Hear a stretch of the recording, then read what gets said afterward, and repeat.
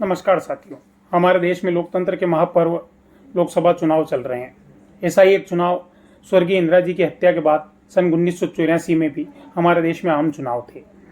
इस आम चुनाव में देश में 2 सीटें ऐसी थी जो बहुत चर्चित हो रही थी। उसमें एक सीट थी ग्वालियर की, जहां से हमारे स्वर्गीय प्रधानमंत्री पंडित अटल बिहारी जी वाजपेयी और स्वर्गीय माधवराज जी सिंधिया के बीच में मुकाबला था और यह सीट पूरे देश में चर्चा का विषय बना हुआ था। वहीं दूसरी सीट थी इलाहाबाद की, जो कि आज का प्रयागराज है। वहां से स्वतंत्र पार्टी की तरफ से हेमवती नंदन बहुगुणा, जिन्हें की हेमपुत्र और कई उपाधियां मिली हुई थी, वरिष्ठ नेता थे, साथ ही वो उत्तर प्रदेश के मुख्यमंत्री भी रहे थे, उनके सामने कांग्रेस ने अमिताभ बच्चन को टिकट दिया था। उस समय अमिताभ बच्चन का स्टारडम पूरे शबाब पर था और जब राजीव जी के कहने पर, अपने प्रिय मित्र राजीव जी के कहने पर अमिताभ जी ने इलाहाबाद से चुनाव लड़ने के लिए हामी भरी थी। मुकाबला बड़ा रोचक था। जहाँ एक तरफ अनुभव था, जहाँ एक तरफ जनता का विश्वास था, वहीं दूसरी तरफ एक युवा चेहरा, एक स्टारडम था। चुनाव बहुत ही मजबूती की तरफ आगे बढ़ रहा था और एक दूसरे पर आरोप प्रत्यारोप लगाए जा रहे थे। क्षेत्र में एक दूसरे के द्वारा विकास के वादे किए जा रहे थे।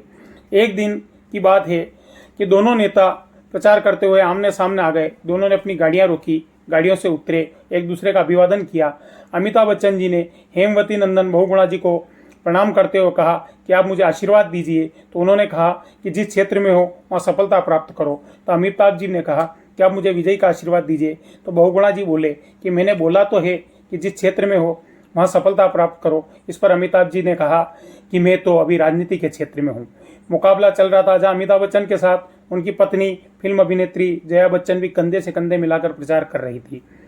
अब मुकाबला ऐसी जगह पहुंच गया था कि कौन जीते कौन हारे। एक तरफ अनुभव था, क्षेत्र की जनता पैशोपेश में थी, जहां हेमवती नंदन बहुगुणा अपने अनुभव और हेमपुत्र होने के साथ साथ उत्तर प्रदेश के मुख्यमंत्री होने के नाते वोट मांग रहे थे।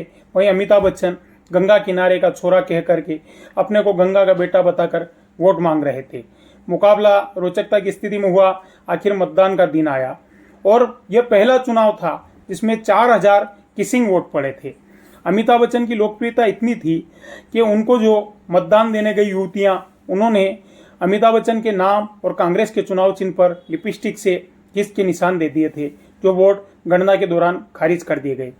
मुकाबले में अमिताभ बच्चन जी 1,87,000 से अधिक मतों से वो चुनाव जीत गए और अनुभवी हेमवती नंदन बहुगुणा जी को चुनाव हारना पड़ा। उसके साथ ही चुनाव हारने के बाद अमिताभ बच्चन जी सांसद बने और हेमवती नंदन बहुगुणा जी ने राजनीति से संन्यास लेने की घोषणा कर दी। लेकिन अमिताभ बच्चन जी का भी सांसद का यह सफर ज़्यादा लंबा नहीं रहा।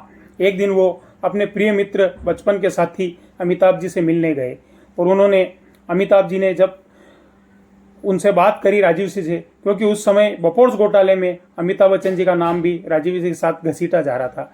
तो राजीव जी ने अमिताभ बच्चन जी को कहा कि आपको संसद के पद से इस्तीफा दे देना चाहिए। तो उन्होंने कहा कि इसके लिए मुझे क्या करना पड़ेगा। तो राजीव जी ने अमिताभ बच्चन साहब के पीए को आवाज़ लगाई कि इन्हें कागज़ ला के दो। उन्होंने अमिताभ बच्चन का सांसद का जो लेटर पैड है उन्हें दिया और बोला कि इस पर लिखना है कि मैं अमिताभ बच्चन अपने लोकसभा पद से इस्तीफा देता हूं, सांसद के पद से इस्तीफा देता हूं। अमिताभ जी ने कहा बस इतना ही लिखना है। यह कहने के साथ ही उन्होंने इस्तीफा लिख कर दे दिया। इस्तीफे का कागज अध्यक्ष के पास पहुंचा, इस्तीफा मंजूर कर लिया गया। अमिताभ जी के राजनीतिक जीवन का ये छोटा सा अध्याय था जो उन्होंने समाप्त कर दिया। इसके साथ ही वो कभी भी राजनीति में लौट कर नहीं आए। यह चुनाव ऐसा था कि जहां अमिताभ बच्चन जी जाते थे वहां युवा और लड़कियां अपना दिल बिछाकर खड़े हो जाते थे। कई जगह तो लड़कियां अमिताभ जी की गाड़ी के सामने अपना दुपट्टा बिछा दिया करती थी और इसी लोकप्रियता का परिणाम रहा कि एक अनुभवी नेता हेमवती बहुगुणा जी का राजनीतिक जीवन समाप्त हो गया और इसी के साथ अमिताभ बच्चन जी ने भी इस्तीफा दे करके राजनीति से दूरियां बना ली। हम अंदाजा लगा सकते हैं कि कैसा राजनीतिक चुनाव रहा होगा जब मीडिया बिल्कुल नगण्य था और ऐसे समय में अमिताभ बच्चन जी का चुनाव लड़ना और उस चुनाव में एक अनुभवी नेता को हरा देना। अगर आज तक अमिताभ जी राजनीति करते तो कितने आगे जाते, यही इसका सारांश है।